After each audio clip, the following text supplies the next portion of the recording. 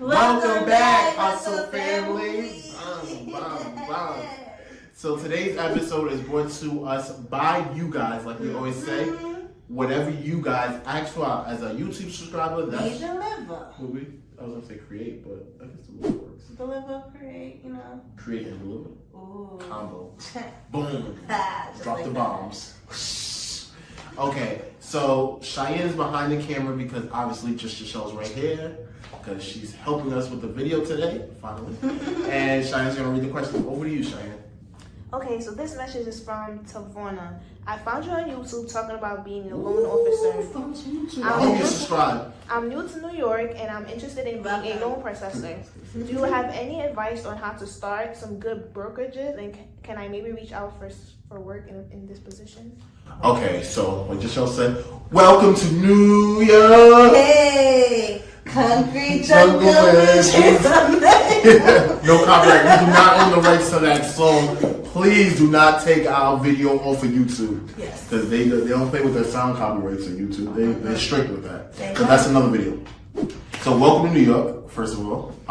Yes, there is a lot of things you can do as a loan processor, even how to get into the game.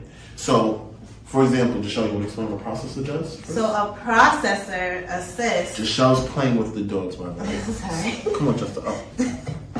They want to be in the video today. Ava, you want to come too? Ava. So we have the dogs. We're featuring 2 dogs in this YouTube episode. Sponsored by. But yes, a processor is someone who assists the loan officer on the deal. So they go through it from A to Z, from collecting the documents to being in contact with the clients and making sure everyone is on the same path and everyone understands what's going on. Yep, and they deal with more of the underwriting side, so they deal with the bank more than the loan officer. They're the pre-underwriters. So exactly. Yeah, they underwrite the file before it gets submitted to the bank's underwriters to make sure it gets approved. Yes, they want to go through it, find all the hiccups, similar to what the loan officer does too, but the loan officer more finds the file, finds the client, makes sure they're pre-approved, and then presses it to the processor. Once they're in contract, the processor goes through with a fine comb and tooth.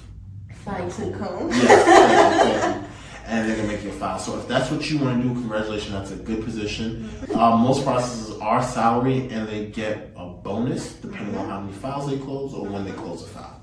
So good position, and they're very useful and very helpful. A lot of the stress that us loan officers have to deal with get alleviated by a good processor. Exactly, a good one. Not all processors are created equal. We've had some bad ones, very bad. But so if you want to do that, the first thing I would suggest is going to a brokerage and just seeing how it is. So you can go on Google right now, say brokerages in New York or wherever part of New York, in Queens, Manhattan, Long Island, wherever you are, there are tons of small brokerage shops, and you can go there and just see what it is to be a processor. Say you want to intern and see how it feels, right? And a brokerage, there's more versatility in the clientele that you have, so you get a lot more experience. So versus the bank where everything is kind of cookie cutter. Yeah, if you like that. Exactly. Depends on what you like. And then 2, you might think you want to be a processor, but you might prefer to be a loan officer. That's another reason why I say go to a brokerage first. And then 2, one of the most thank you.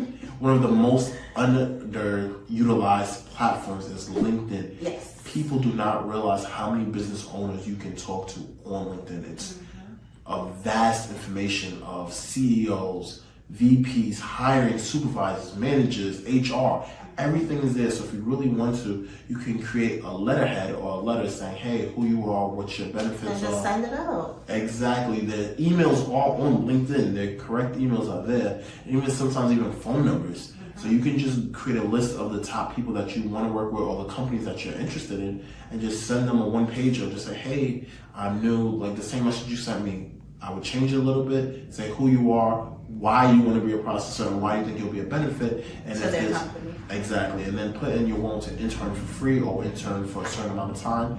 And that really catches their attention because they're like, hey, this person is willing to do this. And they're here for the knowledge and the experience, not the money. Exactly. And that's what's going to make you stand out from everyone else. And then another thing you can also do is come with some kind of benefit. A lot of people have their hands out and they're just asking for information or asking to give me a job, but what makes you special? Why should I give it to you? Are you able to say, hey, I can help you market your social media better. I'm a good photographer. I'm willing to help your loan officers do headshots or come up with video topic ideas so they can generate new business. Like, what is making you stand out?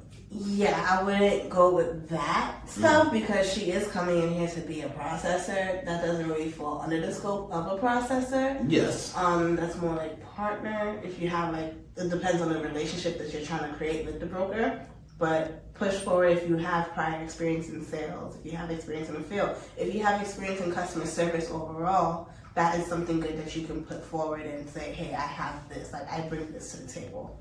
Okay, so I like that, and I agree with you. But I still think if you're a camera person, any brokerage will be more than happy to have a processor who's going to be able to take pictures, because you're showing that you can do more than just processing, especially if you're coming there to learn. Understandable, you are coming there to learn, but photography does not fall under the scope of work. But it's just more information that you're doing. Like, it's not really information. If well, you're more good, things that you're doing for them. I would say, like, if you're good with the computer, with Excel sheets and things like that, with, numbers, you can put that forward, not photography. Because you also have to look at, again, this is where it comes into play with finding the companies that you want to work with. Because if the company's not, social media savvy or looking to get into that field of, it might not be comfortable for them. That's not really good. But then she can bring them because every company is social media savvy. Everyone has a LinkedIn. Everyone has this stuff. Everyone has a LinkedIn, but not everyone is ready or willing to go. That's the blockbuster. So Netflix. What I think is what we're trying to say is find something that makes you unique and something that you can do that's sellable that they will be interested in. Give something for free. What are you bringing to the table? And willing to do for free. Like, yes, you're willing to process for free to understand and learn, but what else are you willing to do that's going to help them? Why should they invest their time in you to help you find this job? Do you have experience in something that would benefit their burgers? Can you do a training on that? Exactly, something like that. Good, we're on the same page. So once you have that, then you have their ear, and they'll be willing to listen to you and be like, hey, you can do that? Okay, yeah. You know what? You know what? Actually, we were looking for a processor, or one of our processor is thinking about retiring, or she needs an assistant. Like, you don't have to just go into a processor. You can be an assistant to the processor. Because one of our main processors actually has an assistant, and it just alleviates the file stress. Because once you're backed up and you're doing 30, 40 files, it's a lot of stress. It's a lot of paperwork you have to get. It's a lot of things you have to remember. Whose files is closing soon? What's this? And then a lot of processors work for more than one broker or more than one loan officer. So that's a lot of files. And then that's another part of processing that I don't know if we touched on. You can be a processor for a bank, which means you might have multiple loan officers. You could be a brokerage, which has multiple loan officers. Or you could just be a loan officer for a processor for one particular loan officer and just deal with their files. And if they build a team, maybe that team's files. Yes. So it's a lot of different aspects that can go to it. And then you have to make sure that if you are processing for different banks or different brokerages, that it's allowed. Because I don't know how the rules go, the regulation goes when you can start intermingling? Yes, thank you. The different files of different people and different banks. Yes. I'm pretty sure there's some regulations there, right? There definitely would be. Yeah. So we hope that helped you. This is the real Mr. Marcelle and Just Michelle. And we are the Hustle Tribe family, and you are now a part of it too. So if you aren't subscribed yet, please subscribe, and we'll see you back for another video. See ya. Over and